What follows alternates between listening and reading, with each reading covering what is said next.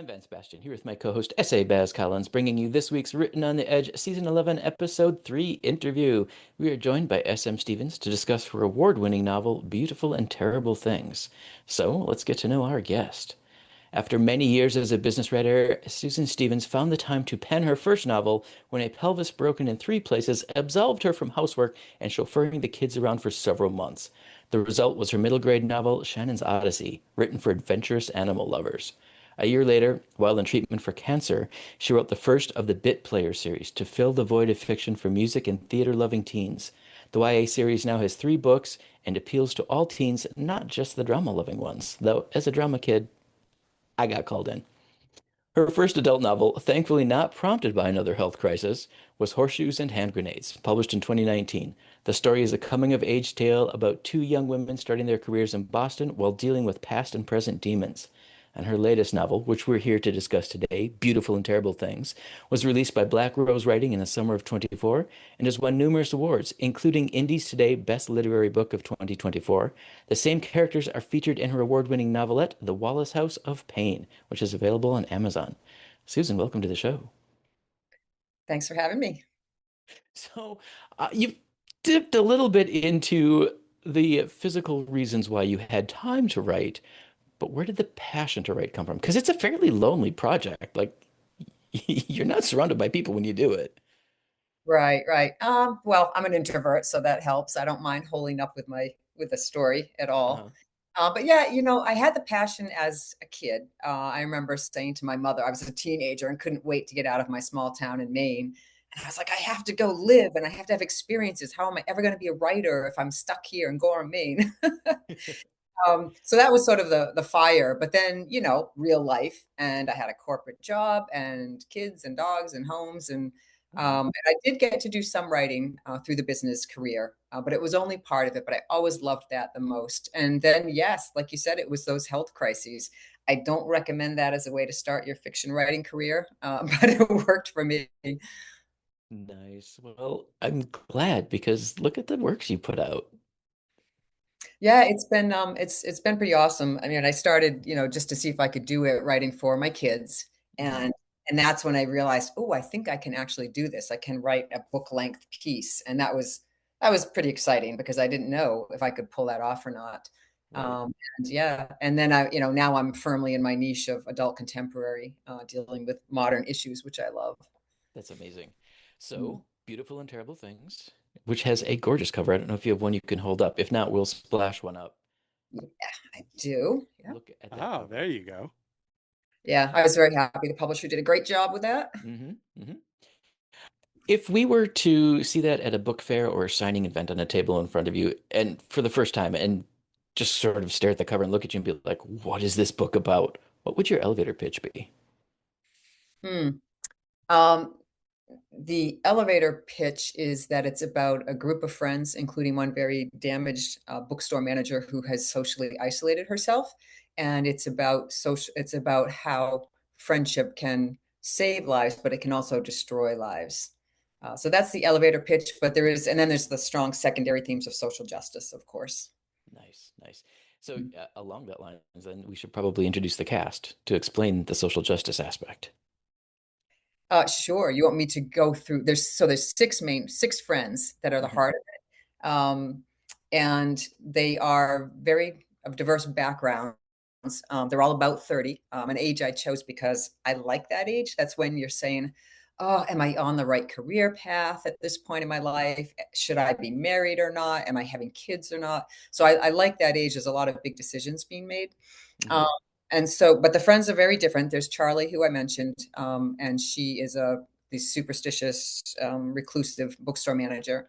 And then she's lured out of her social isolation by Xander, who is a bisexual activist, very quirky. He spouts haiku for the fun of it as he goes about his days, and he uses all kinds of big, silly words because he thinks that the English language has too many words that are being ignored.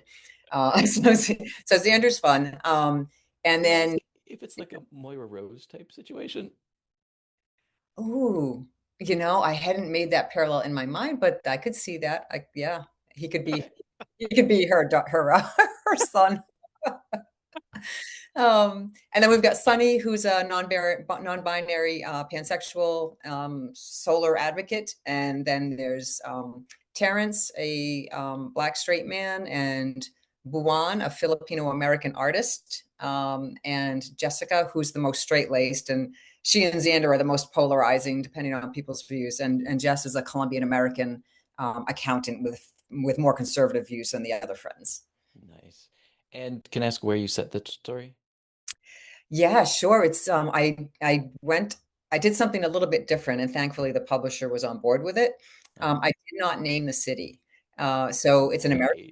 it's an American city in modern day, and I actually say up front in an author's note that I'm hoping that readers will be able to envision it happening in their own city. What's the city you live in or that you know best? Hmm. Because these things that are happening in these conversations are happening all around our country. Hmm. So I wanted people to embrace it and feel it happening near them. Nice. So let's dip into some of the social justice that the characters tackle. Mhm. Is there a big one that was important to you? So I went a little crazy and there are three main ones that are tackled in the book. There's immigration, racism, and mental health. Hmm. And I started out with even more, but a lot of them had to take it, gender, sexuality, environment, women's rights. Those mostly take a back seat because the book was getting far too long. Hmm. Um, but those are the main ones that it tackles. And I did ask, it's funny because most writers don't do that, right? We're told pick a theme, stick with it. And a lot of books will delve really deeply into one of those issues, which is great. But I wanted to represent society today. And so I bounced this idea off of a bunch of younger people, my daughters, people, friends. And they're like, yeah, that's life in America today. That sounds totally normal, like what we live every day. Nice. Uh, Mm. Side question, did you write this for your daughters? No, no. Okay, that's fair. No, they've got their books already. I did theirs when they were younger. So I Okay, wrote, yeah. okay. Um, in addition to the social justice issues, you also have to develop the relationships of the characters. Did you have fun playing with that, or did you hit any hard points? Oh, I totally had fun with that. I had this crazy, not Venn diagram, and I don't know what else to call it, but it basically was like a spider web when I was done. It's like because I wanted to make sure that every character interacted with every other character to the extent possible. Hmm. Again, my first version was twice as long as what got published, so a lot of that went by the wayside, and a lot of it I saved in other formats. But yeah, it was really fun having them play off each other. Nice, nice. Before I dive too much more deeply into that, because I want to come back to the parts that you saved and cut. Baz, did you have questions? No, I was just happy that when she said we didn't envision her whole room being like the red twines with the little stick pins. So when she talked about the web, I'm like, yeah, I'm glad it wasn't physical. Now, the only thing I would say is that it's always something for, and this is purely for the authors in the room.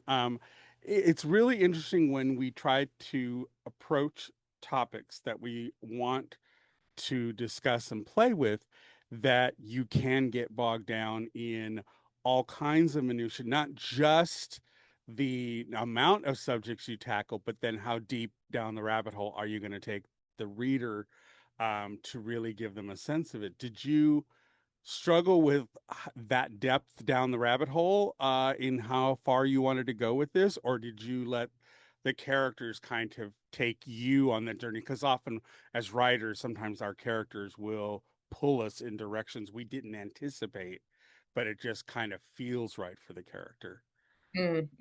Yeah, great question.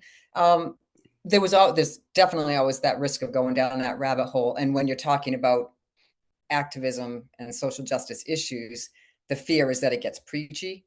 Hmm. So I think that was my bigger concern, less about going too deep on something and more just, is it too strident? Is it going to turn people off? And I think I got a pretty good balance based on reviews and what people have written. I think one or two have said, oh, yeah, it got a tad preachy for me, but others don't say that at all. And I actually sat in a book club meeting once, and one person said that he didn't like that because I use backstory to dig a little bit deeper into some of these issues. And one person didn't like that. But then like 3 or 4 other people in the book club said, oh, we loved that. We loved getting the backstory on the characters and understanding their childhoods and how they've become the way they've become. So yeah, I think hopefully I got a decent balance. You never get it right for every reader. Right, Right? exactly. Yeah, yeah, exactly. Right. So in your style, do you present in on the page, do you present the characters on the streets fighting for the justice of the moment, or is it more of they've gathered after and explained what just happened? I try to make it happening in the moment. Um, Nice. you're right. So it's a mixture, and the characters, for those who haven't read it, they range from Xander, who is a full-time activist. He works in an organization as a community organizer, and he's the one that, frankly, can sometimes annoy his friends because he's so hardcore, and he's always like, "Come on, come on, come on, you got to do more." And then they runs through the gamut of the ones, Charlie's super introverted and is scared to get involved.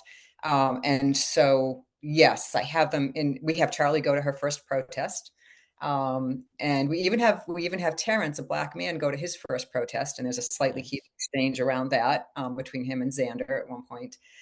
So yeah, and because I wanted to convey the that incredible feeling that you get from being in a protest Mm, or a rally, and I wanted to show how just that incredible feeling of solidarity that, for honestly, to me, it still brings tears to my eyes every time I go to one. I'm like, this is so moving, right. um, right? But at the same time, there is a part that deals with a protest that gets out of hand. And so I wanted to, dig into that a little bit too. And I did that. Sorry, I'm getting on my soapbox here, but people are so quick to judge, right? And it's like, oh, well, the minority or the gay person or this person, they're like totally out of control. I mean, look at them. They created a riot, and it's like, you need to know how they got to that point. And you Mm, also need to know that there are many factors that feed in to a protest turning violent on all sides, right? And so I wanted in the moment scenes to convey a lot of that stuff. nice. In any of the backstory, did you like kind of, I don't want to say that you did a dissertation on how, but the did you explain how these very desperate people came together to be this friend group? Because you've got such juxtaposition of characters and their individual backgrounds. Was there something that tied them all together? N- Um, they become friends through the normal routes, I think, for someone in their late 20s. So a couple of them went to college together. Two of them worked together. So for the most part, it's that kind of connection. So that's not explored too deeply. Oh, okay, okay. Okay. So I am now going to circle back to the idea of stuff that you pulled out of the final novel, but saved and used. And I'm coming to this because you shared with me a link to your extreme trope extravaganza, which is something you share with the people who join your mailing list, right? Correct. So if people want to read this and want to get a sample of how these characters interact, join Susan's mailing list, please. Yeah, and actually they'll get let me hold up the Wallace House of Pain. So this is Nice. a novelette, which I didn't even know was a thing. Shorter than a shorter than a novella, longer than a short story. And the Wallace House of Pain is the same characters as Beautiful and Terrible Things, and it basically is outtakes. Like I had, as I said, all 6 characters had their arc. It was too long, Hmm. and so I had to pull out the ones that were the least interconnected to the other plot lines. But this is basically Xander's coming out story. He's Okay. he's he's very out with his friends and in his life, except for his father, and they have a very contentious relationship. And so I realized that worked as a standalone, and so I put together the novelette, and I got it. I'm happy to say it won a couple of awards, so I guess it worked. And It absolutely did. yeah, but anyway, but there was a lot more too. So what I did is I put together bonus materials for the book. Yep. And so yes, if you follow my website, which slash newsletter, you get a free digital copy of the Wallace House of Pain, but you also get a couple of short stories and a bunch of deleted scenes from the book. And so the one you mentioned, the Extreme Trope Extravaganza, that is basically short story length. That one was not published elsewhere.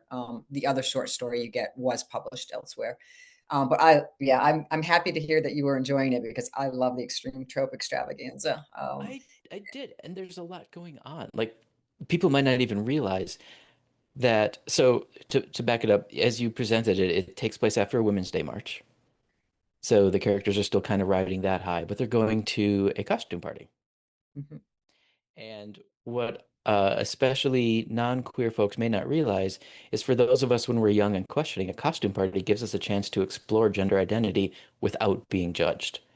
And it looked like a couple of your characters had that opportunity in this, which Yeah. really tapped into I mean, that hit me like right there. Oh, that's good to hear. Yeah, there are, yes, every type of character, but definitely teens who are questioning, or just afraid to acknowledge publicly, what they think their orientation is.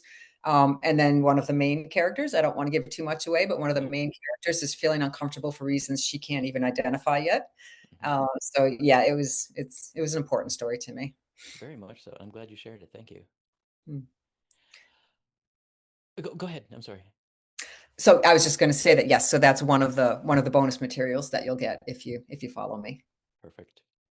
Is there anything else about Beautiful and Terrible Things or the stories that surround it that you want folks to know that we didn't think to ask? I'll just say that in addition to the Indies Today Best Book of the Year award that you mentioned, it Mhm. also has won a couple of LGBT awards, and Nice. and it won an award for social issues fiction. So that Nice. that breadth of recognition makes me really happy. Yeah. That's perfect. Congratulations. That's like major success for an author. Like people recognized everything you were trying to do. I know, I know. Oh, that's like, you know what it's like when someone, if they review the book and they say something and you're like, oh, they got it. They get me. Really get me. They knew Oh, what I was trying to say. I'll tell one other fun story if we have a minute. yes. Yeah, Sure. go for it. Okay, so I was at a local fair, sort of a farmer's market slash fair, a year or so ago, and with my books, and this person who was probably in their 20s, I guess, came up and looked at the books and said, I'm just, and looked at these two in particular. I had other ones, but those are the ones that caught their eye. Mhm. And they say, I'm just not really much of a reader. These sound interesting, but I'm not much of a reader. So you know what? I'm going to get the little one. So they buy this, which was great. Uh-huh. 45 minutes later, they come back and they're like, okay, I want the big one. Nice. Well, of course, I was like, wait a minute, you've already read it? And he's like, and they said, yeah, I went over there, I sat under a tree and I read it and I loved it and I want to spend more time with those characters. Oh, that's So yeah, amazing. yeah, those are my favorite stories. So, That was just like so note for future authors or authors out there, great marketing tip. Yeah. Yeah. those are the moments, right? When you're just like, oh, it's all worth it. Hmm. Perfect. Are you ready for our get to know you questions? Sure. Take it away, Baz. All right, but before we get to that, just a quick moment to say if you enjoy what we're doing here, please like, subscribe, do all the things that everybody always asks you to do on here, because it really does help the creators who create channels like ours. And in this divisive times, Lord, turning on the TV is really an effort of control of like how angry am I going to get if I turn this thing on. Just know that there are organizations and groups like us that are out here trying to promote creators who are creating content that we think is vastly important to the community at large. So if you want to help support us, you can go to buymeacoffee.com/rope podcast, or you can go to our channel memberships, which is something new that is only 99 cents a month. And you get access to all of Albert's and my reaction to queer media. And those are posted as a watch along format, and it's less than $1 a month. So it's a way that you can do it that we know things are financially tough for a lot of people. So we wanted to give a small way that you could help us out that wasn't that expensive. And lastly, you can go to patreon.com/rope podcast, where we put up our full reactions with all kinds of stuff and all of these interviews that are out there already. So many ways to help us out and keep this whole thing going. There are costs involved with it, and Vance and I would just like to get to a place where it pays for itself. So, with all of that said, let's get into the weeds with our guest. What book, film, or piece of art has had the biggest influence on your writing style? Uh, I would say that To Kill a Mockingbird, I've got Ooh, an nice old chestnut choice. here. Yeah, because it's the first book I fell in love with, the first book that I just was blown away by. I think I don't remember how old, but I loved it because it was so many things. It was a coming of age story. It was a legal thriller. It was a story of racism. It was a story of mental health. And I'm sounding a bit like what I write now. So that drew me. And then the other one that really inspired me, and I'm far from achieving her level, is Toni Morrison's Beloved. If you've read any Toni Morrison,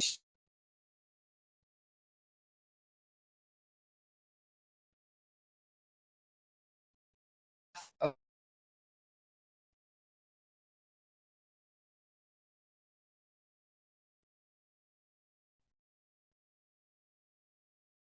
Sidebar. Sidebar. I had just glitched all over the place on that. So, Vance, I'll need your copy after this is Yeah, over. my copy was clean on that. My answer, you don't have to repeat yourself, Susan. My answer was, I recorded it cleanly. So Okay, okay. on sidebar. Okay, well, what fictional historical character would you invite to a march with you at a pride march? That's easy. I'd have to choose my own character because Xander is the ultimate activist and he's also a lot of fun. Yeah, I kind of figured that's where you'd go with that. Both. If you or your protagonist had to survive a gay bar karaoke night, what song would you belt out? Um, I didn't prepare answers for all of these, so I'm not sure where we're going. Let's see. I mean, in the Trope Extravaganza short story, I went with the classics, Born This Way, and I'm Coming Out, Diana Ross. And I even Mhm. asked my daughter, my queer daughter at the time, I said, is this too cliche? And she's like, no, that's perfect. I'll Yeah, go it's with one either of that those. or We Are Family. That's Yeah. the typical anthems. Mhm. All right. Well, what's a place, real or imagined, that feels like home to you and why? That one is easy for me. For me is any bed where I'm lying there chatting with my two children. Because Aw. that's just something that we've done throughout life from when they were little girls to now they're 28 and 30. But whenever we're all together, sooner or later, we all end up on someone's bed just talking, the three of us. Perfect. Love that. Mhm. All right. Well, what's the strangest or most unexpected place you've ever found inspiration for a work of yours? Mm, I'm gonna go with Glee. I'm gonna Okay. go with the TV show because my kids loved it. I adored it. We all love musical theater and show choir and all that stuff. And when I was watching it, I realized there are no books for this audience. And then, of course, High School Musical was huge. And there were no books, there were no novels set in the performing arts world. I mean, there's a few like in ballet and theater, that kind of thing, fame. So, yeah, so that's why I created the Bit Players series, which by the way, I have to say, if anyone checks them out, the covers are terrible. They're really old. I'm having new ones done. I think there's a thing missing in books where we could have like line art for our covers and then just with every book you get a package of coloring pencils and they can color it in themselves. I like that. That'd be fun. All right. Well, which themes or motifs do you find yourself returning to again and again in your work? Mm, I think the ones that drive all moving fiction, right? Family, friends, romance, but also sacrifice and forgiveness to me are huge. Those are the ones that always tug at your heartstrings. Right, Nice. right. Absolutely. All right. And finally, what's a piece of LGBTQ culture, music, film, art, or history that never fails to inspire you? I'm gonna go with my daughter again. I have a queer disabled daughter who's an artist. She majored in art and in college and minored in LGBT studies. And she's my go-to on many things, but she's an incredible artist. Can I put in a plug? Absolutely. Please. On Instagram she's at Newt Creations, Noot Creations. And then I think her website also is newtcreations.com. So the Instagram is more her artwork, and the website is more the stickers and shirts and things that she sells at private events and whatnot. But she never ceases to amaze me with her passion, whether it's drawing or advocating. Love that. Beautiful. Love that. And what kind of mom would you be if you didn't promote that? Right. Exactly. All right. Our job is never done. Yeah. Well, you made it through our list. Bravo. Nicely done. So what's up Thank next for you? Are you working on something? Are you planning anything more on the book tour? I'm pretty much done promoting Beautiful and Terrible Things. I'm getting ready for the next one called Unraveling Caro Dunn, which actually also has a bit of an LGBTQIA theme, heavy on the I. And that is going to be published a year from now. Nice. Yep. So that's coming out in a year. And then I'm working on other stuff too that's not ready for prime time. That's fair. Yeah. So if people wanted to follow you to keep up with the updates for your upcoming projects or, like awards granted to previous projects, where's the best place to follow you? The website is the best starting point, and that's also where you can subscribe and get the free copy of Wallace House of Pain. So that's author smstevens.com, Stevens with it. Yep. And from there you can also get to my socials. Perfect. All right, Susan, any final words of wisdom? Just thank you so much for having me. This was fun. It's been our pleasure. Come back when you're done with the other one. Yeah. Love to. Okay. All right, listeners, we'd like to extend a huge thank you to SM Stevens for joining us today, for being flexible with their schedule. Thank you, Susan, so much. We at Written on the Edge are proud to introduce you to new media by queer content creators. If you enjoy learning about new artists or hearing our thoughts on entertainment media, please like and subscribe so you can get the alerts for new episodes. Our show is produced by Rogue Ravens Media. For our disclaimers, links to social media, our listening stations, or to sign up as a guest, visit www.roguepodcast.com. Tune in next week for your queer media fix. Bye-bye now.